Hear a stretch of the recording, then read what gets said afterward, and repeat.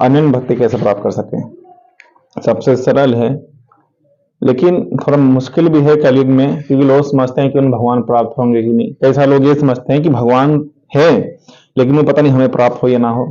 और कुछ लोग तो उन पे आस्तिक हुए भी संदेह रखते हैं, जैसे कुछ मलेच्छ लोग हैं, तो उन्हें पता भी नहीं है भगवान है कि नहीं। और कुछ लोगों का मानना तो है, लेकिन उन्हें नहीं पता कि उन्हें भी मिल सकते हैं। चाहे इंसान जितना ही बड़ा मूर्ख हो, पापी हो, कैसा भी हो, भगवान सबको मिल सकते हैं। बस उसे विश्वास होना चाहिए कि हाँ भगवान मिलेंगे। भगवान की इतनी सरलता की कृपा है कि भले ही अगर आपके पास कुछ ना हो, पत्रम पुष्पम फलम तोयम, जल चढ़ा दो, पत्र चढ़ा दो, उससे प्रसन्न हो जाएंगे। चलो ये भी नहीं मानते हैं, मन से पूजा कर दो। जो मानसिक पूजा है, जैसे मानस स्रोत है, रत्न कल्पित मासन महिम जल ही स्नानम च दिव्यांबरम, तो इस तरह से उस तरीके से आप वहां पे जा सकते हो। अगर चलो वो भी नहीं मानते हैं, तो श्रवण कीर्तन मनन इतना सुलभ हो गया, और क्या चाहिए। और ये भी कहा गया है गीता में, स्मरण अंत काले चा मामेवा स्मरण मुक्ता कलेवरम, जो अंत समय मेरा स्मरण कर रहा है तो मुझे प्राप्त हो जाएगा। इससे ज्यादा और सरल क्या चाहिए। इससे भी ज्यादा सरल चाहिए, तीर्थ में जाओ, वहां वास करो, खत्म। उस तत्व को अगर आपकी इच्छा है तो हर एक को विश्वास करना होगा कि हाँ हम भगवान को पा सकते हैं, चाहे आप कैसे भी हों, कितने पापी हों। जब भी हमने मतलब अध्ययन किया पुराणों का, शास्त्रों का, गीताओं का, जैसे कि ये वाली गीता है प्रथम गीता गीता परिषद, तो इसमें करीब 25 गीताओं का संग्रह है ये। तो इसमें भी अलग अलग कथाएं आती है महाभारत से, जहां पर गीता सुनाया जाता है, त्याग की महिमा बताई जाती है, किसी में अलग अलग चीजों के अलग अलग अनुसार। इतना सरल है। और अगर हम इस पे एक बार चलते हैं, इस धर्म पे, कि हाँ हमें भगवान को पाना है, बस ये पक्का करना है कि हम हाँ पा सकते हैं, चाहे कोई भी हो। विश्वास करिए मेरी बात का। स्वल्पमस्य धर्मस्य त्रायतो महतो भयात्, कि इस पे थोड़ा सा भी अल्प कार्य भी, अगर मैं एक पद आगे बढ़ाता हूँ इस मार्ग पर, तो भगवान से 1000 मार्ग बढ़ाते हैं। और थोड़ा सा भी इस पे किया गया कार्य वो अनंत हो जाता है।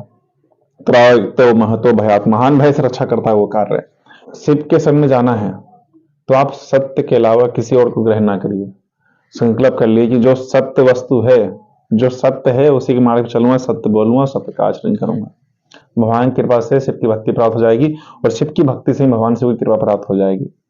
और आने वाले समय बहुत सारी कथाओं का भंडार लेके आने वाला हूँ, क्योंकि श्री शिव महापुराण से जुड़ी कई सारी कथा हैं, कई सारे कलयुग की कथा है, जो मेरे साथ भी हुआ है, कई सारे और लोगों के साथ भी हुई है, वो सारे अनुभव भी हैं। जैसे कि एक अनुभव सुनाता हूँ जो मेरे घर में हुआ था। ये मेरा नहीं है, कुछ जंतुओं का है। तो हुआ ये था कि पहले मैं कान में रुद्राक्ष पहनता था, उसी कहानी बता रहा हूँ।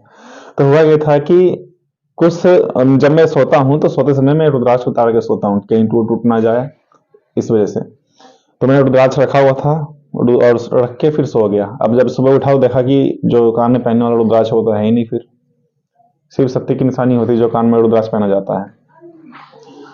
अब उसे ढूंढते रह गया मैं, हर जगह ढूंढा मैंने, मतलब कि इधर ढूंढा उधर ढूंढा, ढूंढते रहा, मिला ही नहीं कहीं पे भी। अलमारी के पीछे, बेड के नीचे, जहां मेरा मतलब सुना था कि रुद्राक्ष यहाँ तो नहीं चला गया, वहां नहीं, चूहा तो नहीं ले गया कहीं से, मिला नहीं। कुछ समय बाद जब सफाई चली, तो जो हमारी एक डोलची अटैची होती है, इसमें कपड़ा पर रखते हैं, तो फिर उसे खोला गया, सब कपड़े पर सब मतलब धाने के लिए। तो फिर पता चला कि जो रुद्राक्ष है वो रुद्राक्ष उसके अंदर है, चूहों ने काट दिया उसे, काफी बड़े बड़े दाने थे उसके। और 2 चूहे वहां पे मर गए रुद्राक्ष के पास। शिवलोक की प्राप्ति हो गई, क्योंकि कहा गया है श्री शिव महापुराण में, कि जो अगर रुद्राक्ष से स्पर्श कर ले तो हजारों करोड़ों गाय के दान करने का फल प्राप्त होता है। और मैंने अभी कल ही एक कथा सुनाई थी, याद होगा शायद आप सबको, कि एक गधे की कथा जो मतलब रुद्राक्ष से बहुत ढो रहा होता है, और उसी बोझ के कारण वो मतलब थक जाता है, फिर मर जाता है, और उससे शिवलोक की प्राप्ति हो जाती है। एक और कथा है वो निधि, जो मैंने उसमें सुनाया था कल ही, कि वो जब मरा था तो उसे 10 हाथ नीचे रुद्राक्ष था जमीन के, तो उसे भी शिवलोक की प्राप्ति होती, वो देहधारी हो गया। तो उन दोनों को भी शिवलोक की प्राप्ति हुई। उसी तरह से जो चूहे मरे थे वहां पर, उन्हें भी शिवलोक की प्राप्ति होगी। वो भी मतलब रुद्राक्ष तो चला गया मेरा, अब दूसरा लेना पड़ेगा, लेकिन कल्याण हुआ। कहा गया जहां रुद्राक्ष रखा रहता है, जहां पर रुद्राक्षधारी होता है, जहां पर श्री शिव महापुराण होता है, जहां पर शिव भक्त होते हैं, तो वो जगह ही काशी बन जाता है।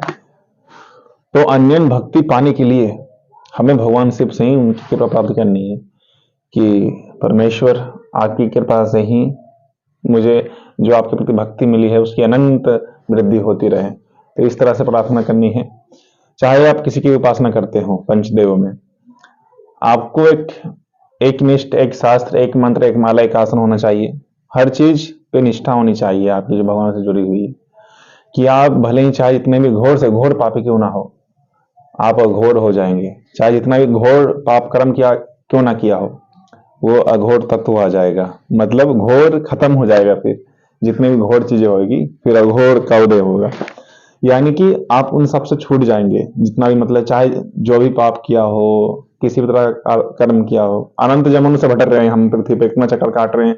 ब्रह्मा की उम्र हो चुकी है अभी 51 साल की, पता नहीं उन्होंने कितना मतलब जन्म लिया होगा अभी इस समय मतलब ब्रह्मा अलग अलग बुद्धि मिलता है, हर बार ब्रह्मा एक अलग ब्रह्मा होते हैं, हर एक अलग ब्रह्मा की नियुक्ति होती है। तो भी 51 साल की हो गई ज्योतिष शास्त्र के अनुसार।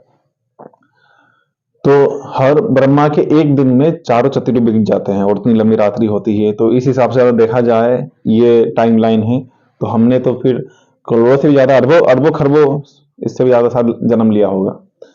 तो इसलिए अब यही एक समय है, जितना मतलब ऊर्जा शक्ति संपन्न होके साधना कीजिए। मैं तो मेरा कहना है ये है कि अनन्य भक्ति चाहिए भगवान से, की तो पागल हो जाओ, भगवान शिव के अलावा कुछ नहीं। और मेरा तो मतलब कि पूरा जीवन ही श्री शिव के लिए अर्पण है, श्री शिव कथा के लिए मैं अर्पण है। मतलब शिव के अलावा कुछ किरीटे निशेष ललाटे होता सो बुझे भोजी राजो गिले काली माँ चतुरो काम नहीं है तस्तुल्य देवम, न जाने न जाने न जाने न जाने। भगवान शिव के अलावा कुछ नहीं जानता, बस शिव ही परम तत्व है और उन्हीं में लगा हुआ हूं मैं। एते सर्वत्र वर्तते एको ही रुद्रो न द्वितीयाय, ऐसे कई सारे हमारे वेद प्रमाण श्रुतियां मिलती है। तो इसीलिए ऐसा नहीं है कि अगर आप किसी एक के प्रति निष्ठा रखते हो कि बाकी का अपमान करो या फिर उसे ऐसे नजरों से देखो। शिव ही शिव है हर जगह, प्रेम ही शिव का ऐसा है। तो इसीलिए हर जगह मतलब कि आदर प्रेम आपके मतलब कि एक बार शिव से जुड़ने के बाद ना प्रेम बरसेगा, दिल से निकलता है वो प्रेम, क्रोध खत्म हो जाता है। फिर ना क्रोध होता है ना भय होता है। मैं किसी से डरता नहीं। एक अनुभव है मेरा जहाँ पे कुछ लोगों ने मुझे घेर लिया था। फिर वो कुछ किसी और से बताएंगे वो। तो इसलिए अनन्य भक्ति पाने के लिए पूर्ण रूप से समर्पण, नमः शिवाय समर्पयानि, अपने सारे काम को नमः शिवाय करते हुए संपन्न करिए हर समय हर पल।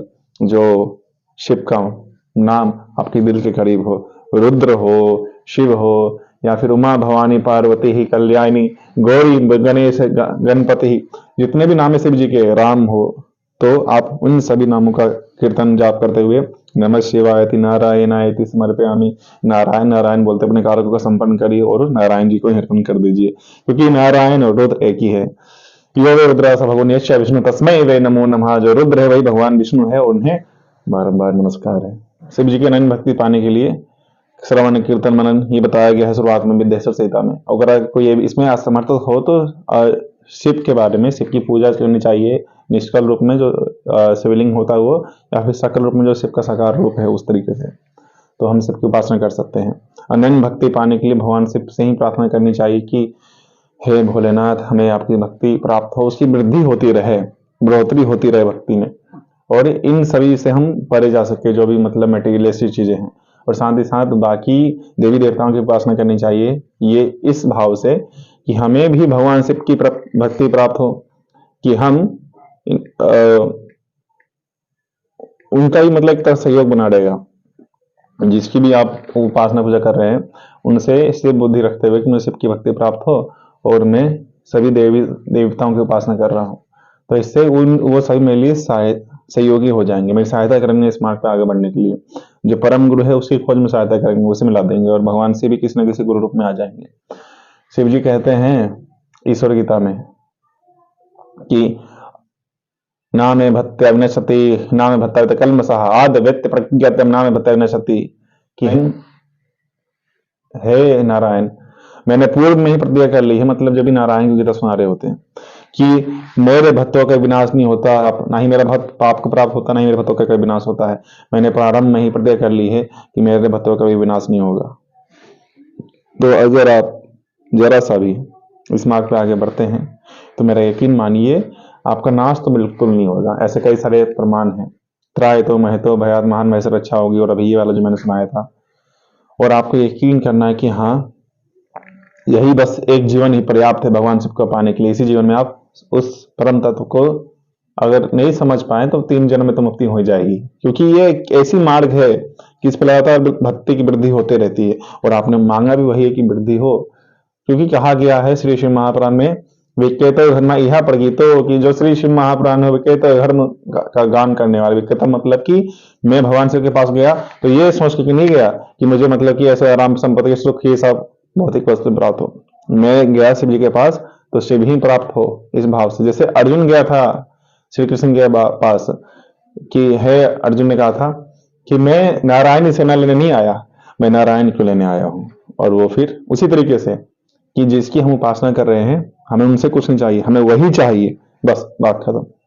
और अपने आप को समर्पण कर देना है। जैसे अर्जुन ने कहा था स्वादिमाम त्वाम प्रपन्नम, कि मैं अपने आप को आपको समर्पित कर रहा हूं, अब बागी का मार्ग आप मुझे प्रदर्शित करिए कि आगे क्या करना है। तो अनन्य भक्ति के लिए पूर्ण रूप से समर्पण होना जरूरी है।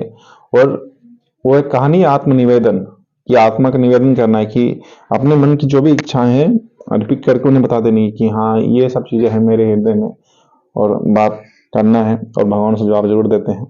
सबसे जरूरी यही लोगों को ना इस चीज में विश्वास और निष्ठा होनी चाहिए कि हाँ वो इसी एक जन्म में, एक जन्म ही पर्याप्त है, क्योंकि भगवान शिव बड़े सरल और सौम्य स्वभाव के हैं, सात्विक हैं, परम मतलब 3 गुणों से परे हैं। उन्हें इसीलिए भोला कहा जाता है। अगर आप किसी और की उपासना पूजा कर रहे हो तो शायद हजारों साल लग जाए, हजारों जन्म लग जाए, लेकिन भगवान शिव अपने किसी भक्त का एक ही जन्म में उद्धार कर देते हैं। शिव शिव।